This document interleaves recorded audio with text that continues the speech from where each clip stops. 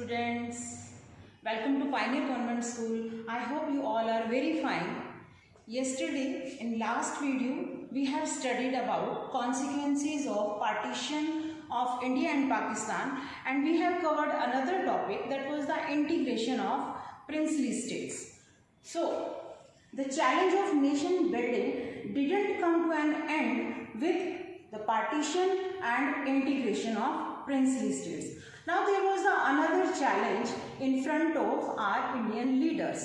What was that? That was the reorganization of Indian states.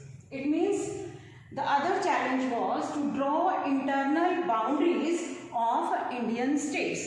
कि India का map जो आज हमारे सामने है उसके अंदर कौन सी स्टेट की कितनी बाउंड्री है, कितना एरिया उस स्टेट के अंदर आएगा. This was the very difficult task against the leaders of Indian government during the colonial period. ऐसा नहीं है कि ब्रिटिश के टाइम पे इंडियन स्टेट्स की कोई बाउंड्रीज नहीं थी. I have already told you that there were the two types of states. One जहाँ पे डायरेक्ट ब्रिटिशर्स का कंट्रोल था और दूसरा जहाँ प्रिंसली स्टेट्स थी, प्रिंसेस का कंट्रोल था. During the colonial period state boundaries were drawn only for the administrative purpose. सिर्फ और सिर्फ ब्रिटिश ने अपने एडमिनिस्ट्रेटिव वर्क के लिए ही उन स्टेट्स को मेंटेन किया हुआ था, उनकी बाउंड्रीज ड्रॉ की हुई थी. बट आफ्टर इंडिपेंडेंस जो है इंडियन लीडर्स ने दोबारा से सारा रीऑर्गेनाइज करना था, पूरी स्टेट्स की बाउंड्रीज मेंटेन करनी थी, ड्रॉ करनी थी. तो ये किस आधार पे किया जाए? जैसा कि हमें पता है कि हमारा देश जो है एक डाइवर्स कंट्री है. यहाँ डिफरेंट लैंग्वेजेस, डिफरेंट कास्ट और डिफरेंट रिलीजन के लोग रहते हैं. तो अब ऐसा कौन सा बेस बनाया जाए, किस आधार पे ये स्टेट्स रीऑर्गेनाइज की जाए? ये बहुत बड़ा क्वेश्चन हमारे लीडर्स के सामने था. और काफ़ी मीटिंग्स करने के बाद एक बार उन्होंने ये प्लान किया कि क्यों ना हम लैंग्वेज भी, क्योंकि इंडिया में बहुत सारी लैंग्वेजेस हैं, अलग अलग लैंग्वेज स्पीकर्स लोगों को, सेम लैंग्वेज लोगों को एक ही स्टेट में इकट्ठा कर दिया जाए और भाषा के आधार पर स्टेट्स बनाई जाएं. बट कहीं ना कहीं उन लीडर्स के मन में एक डर था, क्योंकि देखो पहले भी हम कम्युनल बेस पे अर्थात धर्म के आधार पर इंडिया और पाकिस्तान का पार्टीशन हो चुका था. तो इन फ्यूचर हमारे इंडियन लीडर्स इंडिया का कोई और पार्टीशन नहीं चाहते थे. वो नहीं चाहते थे किसी भी लैंग्वेज या कल्चर के बेस पे इंडिया का अलग से कोई और एक राज्य हमारे से सेपरेट ऑटोनॉमी की डिमांड करे, क्योंकि देखो एक लंबा समय लग गया था, एक स्ट्रगल करना पड़ा था प्रिंसली स्टेट्स को भी इंटीग्रेट करने में. तो इंडियन लीडर्स का तो मेन फोकस था भारत को यूनाइट बनाने में, उसको इंटीग्रेट करने में. वो उसे दोबारा से डिसयूनाइट या डिसइंटीग्रेट नहीं करना चाहते थे. अब उनका प्लान जो है, एक बार उन्होंने अपनी इस आइडिया को ड्रॉप कर दिया कि नहीं, हम लैंग्वेज बेस पे इस तरह से स्टेट्स का डिवीज़न नहीं करेंगे.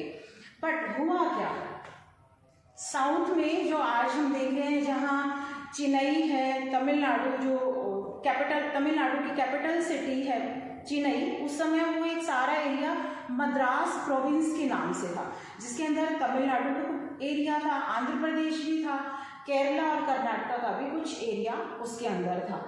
तो वहाँ हमने जो है ये पढ़ा अभी तक कि एक कांग्रेस लीडर था जिसका नेम था पोटी श्रीमालू, जिन्होंने आंध्र प्रदेश नाम से एक तेलुगु स्पीकर्स लोगों के लिए स्टेट की डिमांड की कि आंध्र प्रदेश के नेम से एक स्टेट होनी चाहिए और वहाँ सिर्फ और सिर्फ तेलुगु स्पीकर लोग ही रहेंगे.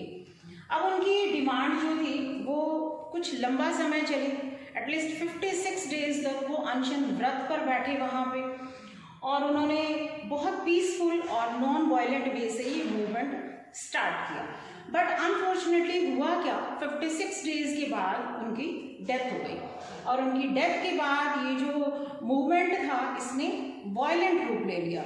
अब वहाँ के लोगों की डिमांड जो है बहुत तेज हो गई कि हमें जल्दी से सेपरेट किया जाए, एक सेपरेट स्टेट दी जाए जहाँ सारे के सारे तेलुगु स्पीकर्स रहेंगे. तो फाइनली इंडियन गवर्नमेंट को उनकी बात माननी पड़ी और जो है आंध्र प्रदेश के नाम से जो है उन्होंने 1952 में हमारे प्रधानमंत्री ने एक अलग सेपरेट जो है सेपरेट स्टेट का निर्माण किया. अब इसके बाद धीरे धीरे दूसरे लैंग्वेज के लोग भी हैं आपस में यूनाइट होके बस इंडियन गवर्नमेंट के सामने यही डिमांड करने लगे कि हमें भी एक अलग स्टेट का स्टेटस दिया जाए, एक अलग से पहचान दी जाए। तो फिर 1956 में स्टेट रीऑर्गेनाइजेशन एक्ट पास हुआ। अब इस एक्ट के पास होने के बाद जो है ये फाइनली डिसाइड कर ही दिया गया कि जितने भी लैंग्वेज सिमिलर लैंग्वेज स्पीकर्स लोग हैं वो एक एरिया में ही रहेंगे। फॉर एग्जांपल जैसे पंजाबी स्पीकर्स हैं तो उनके लिए अलग एरिया, ऐसे ही तेलुगु, मलयालम, तमिल, कन्नड़, गुजराती, मराठी जितनी भी लैंग्वेजेस हैं वो सेम लैंग्वेज वाली, यानी वहाँ ऐसा नहीं है कि किसी और लैंग्वेज के लोग वहाँ नहीं रहेंगे, बट मेजॉरिटी पीपल जो है उनकी वो सिमिलर लैंग्वेज और सिमिलर कल्चर के होंगे। इससे क्या होगा कि उनकी लैंग्वेज और जो कल्चर है वो काफ़ी हम उसको प्रिजर्व करके रख सकते हैं, रिफ्लेक्ट कर सकते हैं उनकी लैंग्वेज को और कल्चर को। एक तो उनका एडमिनिस्ट्रेटिव वर्क बहुत ईजी हो जाएगा, आपस में कम्युनिकेशन करना भी बहुत ईजी हो जाएगा क्योंकि सेम लैंग्वेज के लोग जो है एक एरिया में रहेंगे। और हिंदी और इंग्लिश दोनों जैसे ऑफिशियल लैंग्वेज है ही हमारे भारत देश की, साथ में उनकी जो स्टेट लैंग्वेज होगी उसमें भी वो अपना ऑफिशियल वर्क कर सकते हैं। तो भाषा के आधार पर जो है ये फाइनली जो है स्टेट्स बनाई गई, बट लीडर्स के मन में जो कहीं ना कहीं जो डर था वो ऐसा कुछ भी कॉन्सिक्वेंस, ऐसा कुछ भी रिजल्ट सामने नहीं आया कि दोबारा से कोई लैंग्वेज बेस पे लड़ाई झगड़े हुए हों या मतलब अलग से किस डिसइंटीग्रेट हुआ होगा, बल्कि देश को और ज़्यादा यूनाइट कर दिया। और इस एक्ट के बाद जो है हमारी कंट्री में 14 स्टेट्स और 6 यूनियन टेरिटरीज बनाई गई। ये ब्रिटिश इंडिया के टाइम का मैप है, आप देख सकते हैं कि यहाँ पर ये जो सारा ब्लैक पोर्शन है ये ब्रिटिश प्रोविंसेस हैं एंड जितना भी वाइट पोर्शन आपको दिख रहा है ये प्रिंसली स्टेट्स हैं। उसके बाद का जो मैप है वो हमारे सामने है 1951 का, जिसमें हम देख सकते हैं कि जितने भी प्रोविंसेस हैं, लार्ज एरियाज़ हैं उनके बहुत ज़्यादा। आप देखेंगे यहाँ पर गुजरात का एरिया कितना बड़ा है, जम्मू कश्मीर का कितना बड़ा है, नीचे आज हम देखते हैं केरला, तमिलनाडु, कर्नाटका, आंध्र प्रदेश, तो ये सारा एरिया जो है कितना लार्ज है। क्योंकि जब स्टेट रीऑर्गेनाइजेशन कमीशन बनाया गया तो उस समय तो ओनली 14 स्टेट्स और 6 यूनियन टेरिटरीज ही बनाई गई थी। उसके बाद धीरे धीरे करके और स्टेट्स बनती गई।